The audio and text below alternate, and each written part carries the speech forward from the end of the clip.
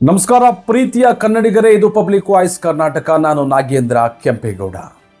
24 ಗಂಟೆ 11 ಸಾವು.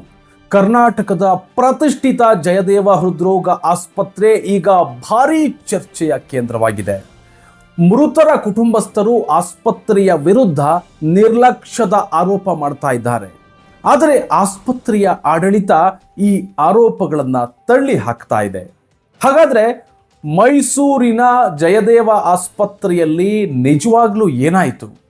24 ಗಂಟೆಗಳಲ್ಲಿ 11 ಸಾವು ಸಂಭವಿಸೋದಕ್ಕೆ ಕಾರಣ ಏನು? ಇಂದಿನ ಈ ವಿಶೇಷ ವರದಿಯಲ್ಲಿ ಸಂಪೂರ್ಣ ಮಾಹಿತಿಯನ್ನ ನಾವು ತಿಳಿತಾ ಹೋಗೋಣ.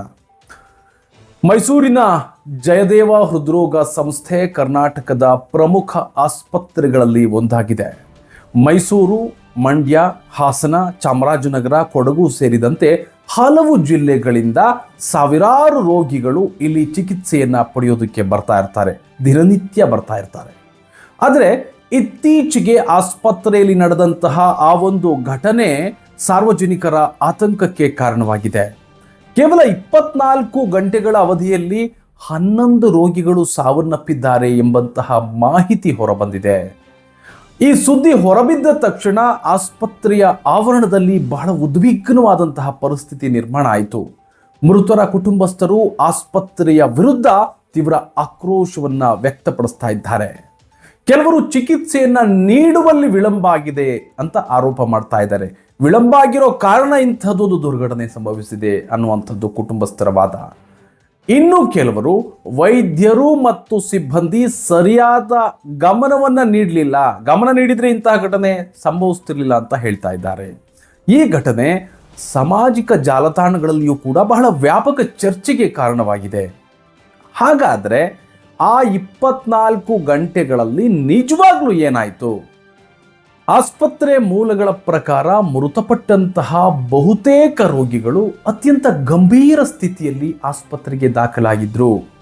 ಹೃದಯಾಘಾತವಾದ ಹಲವು ಗಂಟೆಗಳ ನಂತರ ಕೆಲವರು ಆಸ್ಪತ್ರೆಗೆ ದಾಖಲಾಗಿದ್ರು. ಹಾಗಾಗಿ ಇಂತಹದ್ದೊಂದು ಘಟನೆ ನಡೆದಿದೆ ಎನ್ನುವಂಥದ್ದು ಆಸ್ಪತ್ರೆಯ ಆಡಳಿತ ಮಂಡಳಿಯ ವಾದ.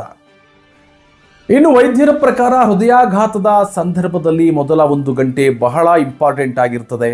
ಇದನ್ನೇ ವೈದ್ಯಕೀಯ ಭಾಷೆಯಲ್ಲಿ ಗೋಲ್ಡನ್ ಅವರ್ ಅಂತ ಕರೀತಾರೆ. ಈ ಸಮಯದಲ್ಲಿ ಪೇಷಂಟ್ಗೆ ಸರಿಯಾದ ಚಿಕಿತ್ಸೆ ದೊರೆತರೆ ಜೀವ ಉಳಿತಕ್ಕಂತಹ ಸಾಧ್ಯತೆ ತುಂಬಾ ಜಾಸ್ತಿ ಇರ್ತದೆ. ಆದರೆ ರೋಗಿಗಳೇನಾದರೂ ತಡವಾಗಿ ಆಸ್ಪತ್ರೆಗೆ ಬಂದಂತಹ ಕಾರಣ ಪರಿಸ್ಥಿತಿ ನಿಯಂತ್ರಣಕ್ಕೆ ತರೋದಕ್ಕೆ ಸಾಧ್ಯವಾಗಲಿಲ್ಲ ಅಂತ ಆಸ್ಪತ್ರೆಯ ಆಡಳಿತ ಮಂಡಳಿ ಹೇಳ್ತಾ ಇದೆ. ಇನ್ನೊಂದು ಪ್ರಮುಖ ವಿಷಯವೂ ಕೂಡ ಇಲ್ಲಿ ಬೆಳಕಿಗೆ ಬಂದಿದೆ. ಅಂದ್ರೆ ಆಸ್ಪತ್ರೆಯ ತೀವ್ರ ನಿಗಾ ಘಟಕದ ಸಾಮರ್ಥ್ಯಕ್ಕಿಂತ ಹೆಚ್ಚಿನ ಸಂಖ್ಯೆಯ ಗಂಭೀರ ರೋಗಿಗಳು ಒಂದೇ ಸಮಯದಲ್ಲಿ ದಾಖಲಾಗಿದ್ರು ಅಂತ ಹೇಳಲಾಗ್ತಾ ಇದೆ. ಅಂದ್ರೆ ಆಸ್ಪತ್ರೆಯ ಮೇಲೆ ಅಸಾಮಾನ್ಯ ಒತ್ತಡ ನಿರ್ಮಾಣವಾಗಿತ್ತು. ಎಲ್ಲಾ ಜಾಸ್ತಿ ಪೇಷಂಟ್ಗಳು ಒಂದೇ ಸಂದರ್ಭದಲ್ಲಿ ಬಂದಿದ್ರಿಂದ ಇಂತಹದೊಂದು ಒತ್ತಡ ಅವತ್ತು ಕ್ರಿಯೇಟ್ ಆಗಿತ್ತು ಅಂತ ಹೇಳ್ತಾ ಇದ್ದಾರೆ. ಇನ್ನು ಕೆಲ ವರದಿಗಳ ಪ್ರಕಾರ ICU ಸಾಮರ್ಥ್ಯಕ್ಕಿಂತ ಹೆಚ್ಚು ರೋಗಿಗಳಿಗೆ ಚಿಕಿತ್ಸೆ ನೀಡುವಂತಹ ಪರಿಸ್ಥಿತಿಯೂ ಕೂಡ ಅವತ್ತು ಎದುರಾಗಿತ್ತು. ದಿನೇ ದಿನೇ ಹೃದಯ ಸಂಬಂಧಿ ಪ್ರಕರಣಗಳು ಹೆಚ್ಚಾಗ್ತಾ ಇರೋದ್ರಿಂದ ಇಂತಹದೊಂದು ಸಮಸ್ಯೆ ಹೆಚ್ಚಾಗಿದೆ. ಆದರೂ ಸಿಬ್ಬಂದಿ ಕೊರತೆ ಅಥವಾ ವೈದ್ಯಕೀಯ ನಿರ್ಲಕ್ಷ್ಯದಿಂದ ಸಾವು ಸಂಭವಿಸಿಲ್ಲ ಅಂತ ಆಸ್ಪತ್ರೆಯ ಆಡಳಿತ ಮಂಡಳಿ ಸ್ಪಷ್ಟಪಡಿಸ್ತಾ ಇದೆ.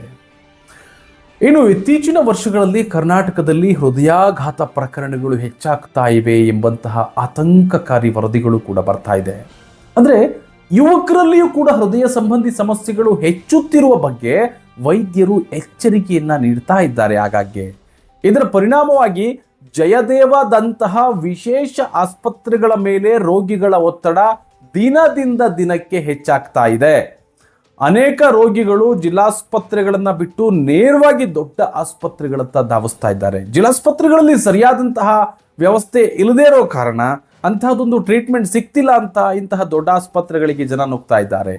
ಇದರಿಂದ ತುರ್ತು ಪರಿಸ್ಥಿತಿಯಲ್ಲಿ ವೈದ್ಯರು ಮತ್ತು ಸಿಬ್ಬಂದಿಯ ಮೇಲೆ ಹೆಚ್ಚುವರಿ ಒತ್ತಡ ಬೀಳ್ತಾ ಇದೆ ಅನ್ನುವಂಥದ್ದು ಕೂಡ ತಿಳಿದು ಬರ್ತಾ ಇದೆ. ಆದರೆ ಸಾರ್ವಜನಿಕರಲ್ಲಿ ಈಗ ಹಲವು ಪ್ರಶ್ನೆಗಳು ಇಲ್ಲಿ ಮೂಡ್ತಾ ಇವೆ. ಅಂದ್ರೆ ಕರ್ನಾಟಕದ ದೊಡ್ಡ ಆಸ್ಪತ್ರೆಗಳ ಮೇಲೆ ರೋಗಿಗಳ ಒತ್ತಡ ಹೆಚ್ಚಾಗ್ತಾ ಇದೆಯಾ? ಹಾಗಾದ್ರೆ ಜಿಲ್ಲಾ ಆಸ್ಪತ್ರೆಗಳಲ್ಲಿ ಉತ್ತಮ ಹೃದಯ ಚಿಕಿತ್ಸೆ ಸಿಗದ ಕಾರಣ ಎಲ್ಲರೂ ಕೂಡ ದೊಡ್ಡ ಆಸ್ಪತ್ರೆಗಳತ್ತ ಮುಖ ಮಾಡ್ತಾ ಇದ್ದಾರಾ? ತುರ್ತು ಹೃದಯ ಚಿಕಿತ್ಸಾ ವ್ಯವಸ್ಥೆಯನ್ನ ಇನ್ನಷ್ಟು ಬಲಪಡಿಸುವಂತಹ ಅಗತ್ಯ ಇದೆಯಾ ಹಾಗಾದ್ರೆ? ಈ ಪ್ರಶ್ನೆಗಳಿಗೆ ಆರೋಗ್ಯ ಇಲಾಖೆ ಮತ್ತು ಸರ್ಕಾರ ಉತ್ತರವನ್ನ ಹುಡುಕಬೇಕಾಗಿದೆ. ಉತ್ತರವನ್ನ ಹುಡುಕಿದ್ರೆ ಮಾತ್ರ ಇಂತಹ ದುರ್ಘಟನೆಗಳು ನಡೆಯೋದನ್ನ ಮುಂದಿನ ದಿನಗಳಲ್ಲಿ ತಪ್ಪಿಸಬಹುದಾಗಿದೆ. ಆರೋಗ್ಯ ತಜ್ಞರ ಪ್ರಕಾರ ಎದೆನೋವು, ಉಸಿರಾಟದ ತೊಂದರೆ, ಅತಿಯಾದ ಬೆವರು, ಎಡಗೈ ನೋವು ಅಥವಾ ಹೃದಯಾಘಾತದ ಲಕ್ಷಣಗಳು ಕಂಡು ಬಂದರೆ ತಕ್ಷಣ ವೈದ್ಯಕೀಯ ಸಹಾಯವನ್ನ ಪಡೆಯಬೇಕು. ಸಮಯ ಕಳೆಯುವಂಥದ್ದು, ನೋಡೋಣ ನಾಳೆ ಹೋಗೋಣ, ಮಧ್ಯಾಹ್ನ ಹೋಗೋಣ, ಒಂದು 2 ದಿನ ಬಿಟ್ಟು ಹೋಗೋಣ, ಈಗ ಮಾಡಿದರೆ ಅಪಾಯ ಹೆಚ್ಚಾಗುತ್ತೆ. ವೈದ್ಯರು ಹೇಳುವಂತೆ ಹೃದಯಾಘಾತದ ಸಂದರ್ಭದಲ್ಲಿ ಪ್ರತಿಯೊಂದು ನಿಮಿಷವೂ ಕೂಡ ಅತ್ಯಮೂಲ್ಯವಾಗಿದೆ. ಈ ಘಟನೆ ಕೇವಲ 11 ಸಾವುಗಳ ಸುದ್ದಿಯಾಗಿ ಮಾತ್ರ ನೋಡಬಾರದು ನಾವು ಈ ಘಟನೆಯನ್ನ. ಕರ್ನಾಟಕದ ಆರೋಗ್ಯ ವ್ಯವಸ್ಥೆ, ತುರ್ತು ಚಿಕಿತ್ಸಾ ಸೌಲಭ್ಯಗಳು ಮತ್ತು ಜನರಲ್ಲಿ ಆರೋಗ್ಯದ ಬಗ್ಗೆ ಇರುವಂತಹ ಅರಿವಿನ ಕುರಿತು ಗಂಭೀರ ಪ್ರಶ್ನೆಗಳನ್ನ ಈ ಒಂದು ಪ್ರಕರಣ ಎತ್ತುತ್ತಾ ಇದೆ. ಹೃದಯಾಘಾತದ ಲಕ್ಷಣಗಳು ಕಂಡು ಬಂದಾಗ ತಕ್ಷಣ ಚಿಕಿತ್ಸೆ ಪಡೆಯುವಂತಹ ಜಾಗೃತಿ ಜನರಲ್ಲಿ ಹೆಚ್ಚಾಗಬೇಕಾಗಿದೆ. ಜೊತೆಗೆ ಜಿಲ್ಲಾ ಮಟ್ಟದಲ್ಲಿಯೇ ಉತ್ತಮ ಹೃದಯ ಚಿಕಿತ್ಸಾ ಕೇಂದ್ರಗಳನ್ನು ಅಭಿವೃದ್ಧಿಪಡಿಸ್ತಕ್ಕಂಥ ಅಗತ್ಯವಿದೆ. ಜಿಲ್ಲಾ ಮಟ್ಟದಲ್ಲಿ ಅಭಿವೃದ್ಧಿಪಡಿಸಿದ್ರೆ ಒಳ್ಳೆ ಚಿಕಿತ್ಸೆ ನೀಡುವಂತಹದನ್ನ ಯಾರು ದೊಡ್ಡ ಆಸ್ಪತ್ರೆ ಹುಡುಕೊಂಡು ಹೋಗ್ತಾರೆ? ಇಲ್ಲಿ ಸರಿಯಾದ ಟ್ರೀಟ್ಮೆಂಟ್ ಸಿಗಲ್ಲ ಅಂತ ಜನಗಳು ದೊಡ್ಡ ಆಸ್ಪತ್ರೆಗಳತ್ತ ಮುಖ ಮಾಡ್ತಿದ್ದಾರೆ. ಹಾಗಾಗಿ ಒತ್ತಡ ಹೆಚ್ಚಾಗ್ತಾ ಇದೆ. ಇನ್ನು ಈ ಘಟನೆ ಕುರಿತು ಮುಂದಿನ ದಿನಗಳಲ್ಲಿ ಹೆಚ್ಚಿನ ತನಿಖೆ ನಡೆದರೆ ಇನ್ನಷ್ಟು ಮಾಹಿತಿ ಹೊರಬರುವಂತಹ ಸಾಧ್ಯತೆ ಇದೆ. ಸದ್ಯಕ್ಕೆ ಆಸ್ಪತ್ರೆಯ ಆಡಳಿತ ಮತ್ತು ಮೃತರ ಕುಟುಂಬಸ್ಥರ ಹೇಳಿಕೆಗಳು ಪರಸ್ಪರ ಭಿನ್ನವಾಗಿದೆ. ಹೀಗಾಗಿ ಯಾವುದೇ ಅಂತಿಮ ತೀರ್ಮಾನಕ್ಕೆ ಬರುವ ಮುನ್ನ ತನಿಖೆಯ ಸಂಪೂರ್ಣ ವರದಿಯನ್ನು ನಾವು ಕಾಯಬೇಕಾಗಿದೆ.